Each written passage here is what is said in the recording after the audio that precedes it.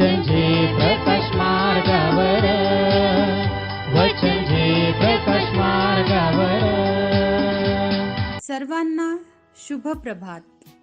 प्रभू येशू ख्रिस्ताच्या नावात विश्ववाणी परिवाराकडून आम्ही मार्गाकरिता प्रकाश कार्यक्रमात आपले सहर्ष स्वागत करीत आहोत. तू बोलाविले सेवा कराया, प्रभु आलो आनंदे. तरी विश्वासे तुझ जवळी मज नित्य राहू दे. मज जोडी प्रभु तुझशी तव कृसा दावोनी. मज घे तव कुशीशी प्रभु घे ओढोनी.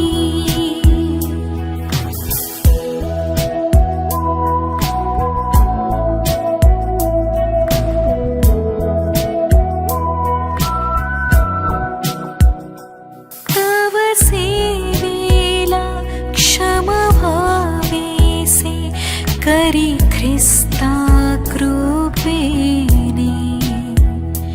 तव इच्छेला वश सर्वदा स्थिर भावे आशेने. मज जोडी प्रभु तुझशी तव कृसा दावोनी. मज घे तव कुशीशी प्रभु घे ओढोनी.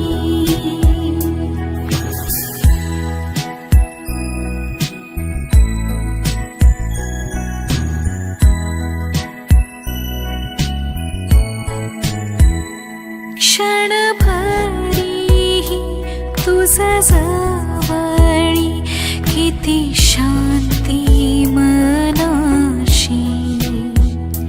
किती मागणी प्रीती भाषणे जशी मित्र मित्राशी. मज जोडी प्रभु. आजच्या मननाकरिता देवाचे वचन असे.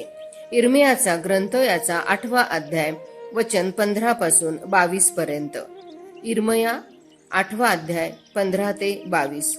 आम्ही शांतीची अपेक्षा करतो पण काही हित होत नाही.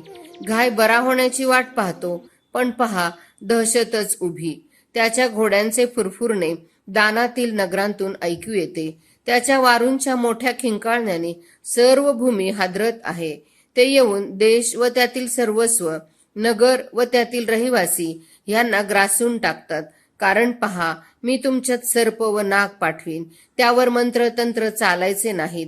ते तुम्हाला दंश करतील असे परमेश्वर म्हणतो. हाय हाय, माझ्या दुःखाचे सांत्वन मला करता आले असते तर बरे होते. माझे हृदय माझ्या ठाई म्लान झाले आहे. पहा, दूर देशातून माझ्या लोकांच्या कन्येची आरोळी ऐकू येते की सियोनेत परमेश्वर नाही ना, त्यात तिचा राजा नाही ना. त्यांनी आपल्या मूर्तींनी व परक्या खोट्या दैवतांनी मला का चिडवले आहे. सुगी सरली, हंगाम आटोपला, पण आमचे तारण झाले नाही. माझ्या लोकांच्या कन्येच्या घायाने मी घायाळ झालो आहे. मी सुटकी आहे. महाभयाने मला घेरले आहे. गिलादात मलम नाही काय, तेथे कोणी वैद्य नाही काय. माझ्या लोकांच्या कन्येचे घाय का बरे झाले नाहीत. प्रभू परमेश्वर या वचनाद्वारे आजचा आपला दिवस आशीर्वादित करो. प्रियांनो, सर्वांना प्रभू येशूच्या प्रिय आणि गोड नावात सलाम. आत्ता जो शास्त्र भाग आपण या ठिकाणी वाचलेला आहे, इर्मया याचा 8वा अध्याय आणि वचने 15 ते 22 या वचनापर्यंत. प्रियांनो, आम्हाला यामध्ये काही अत्यंत मनुष्याच्या जीवनाकरता काही अत्यंत महत्त्वाच्या गोष्टी अशा आढळतात. विशेष म्हणजे देव लोकांच्या पापाचा न्याय करणार आहे. तो इर्मया संदेष्टाच्याद्वारे त्यांना पूर्वीच कल्पना देत आहे, कारण लोकांनी जिवंत देवाला सोडलं आणि त्यांनी देवापासून दूर जाण्याचा मार्ग निवडलेला आहे. लोक शांतीची अपेक्षा करत होते, पण त्यांना संकटाचा सामना प्रियांनो करावा लागला. देवाची इच्छा आहे की मनुष्याने पाप सोडून जिवंत देवाकडे परत यावं, वळावं आणि त्याचा अनुभव घ्यावा आणि त्याच्या सानिध्यामध्ये राहावं, त्याच्या मार्गाने चालावं. प्रियांनो, लोक घाय बरा होण्याची वाट पाहत होते, पण दहशत त्यांच्या समोर उभी असायची. त्यांना शत्रूच्या घोड्यांचे फुरफुरणे दानातील नगरातून ऐकू येत होते. 17व्या वचनामध्ये असे म्हटले आहे की मी तुमच्या सर्प व नाग पाठवीन, त्यावर तंत्रमंत्र चालायचे नाही, ते तुम्हास दंश करतील, असे परमेश्वर म्हणतो. त्यामुळे पापाचे परिणाम या ठिकाणी आम्हाला दिसत आहेत, कारण हे लोक जे आहेत दहशतीमध्ये जीवन जगत आहेत आणि लोकांनी देवाच्या रोषाला सामोरे गेलेले आहेत. आताच त्यांना संधी होती की त्यांनी ओळखावं आणि देवाकडे जावं.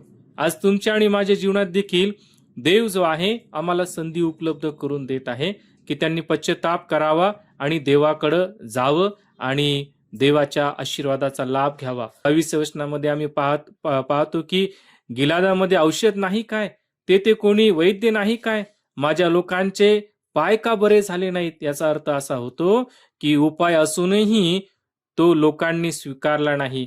गिलाद प्रदेश हा औषधासाठी प्रसिद्ध होता, तरी त्यांना त्याचा फायदा झाला नाही.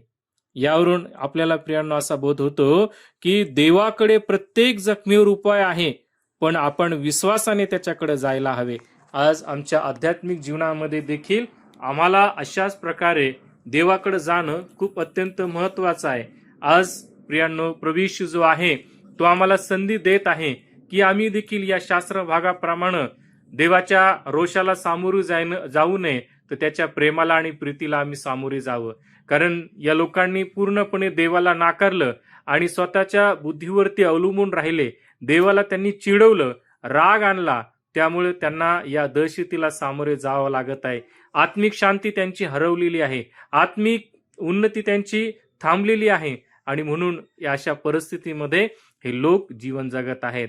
आजच्या परिस्थितीत जर विचार केला तर प्रभू येशू ख्रिस्ताच्या द्वारे त्याने आम्हाला संधी दिलेली आहे की आमचं तारण आम्ही साधून घ्यावं आणि आलेल्या प्रत्येक गोष्टीचा आम्ही संधीचा उपयोग करून आम्ही तारण आणि जीवन प्राप्त करून त्याच्या मार्गाने चालावं. देवबाप या वचनाच्या द्वारे आम्हास आशीर्वाद देव, या आपण प्रार्थना करूया.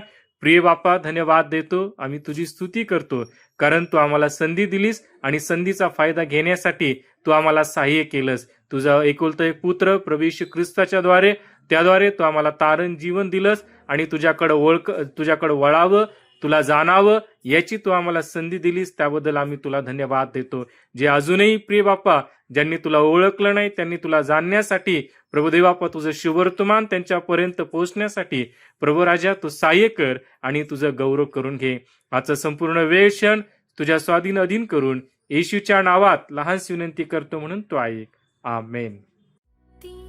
तव प्रीतीची इहलोकी कळेना, भरती तैशी सदानंदाची न मिळे स्वर्गाविना. मज जोडी प्रभु तुझशी तव कृसादा मज घे तव खुशीशी प्रभु घे ओढोनी, प्रभु घे ओढोनी, प्रभु घे ओढोनी.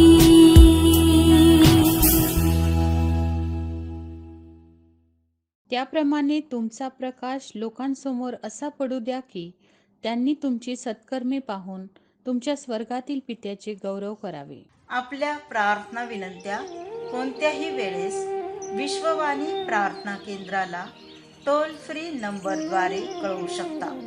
आमचा टोल फ्री नंबर 1800-2700-333.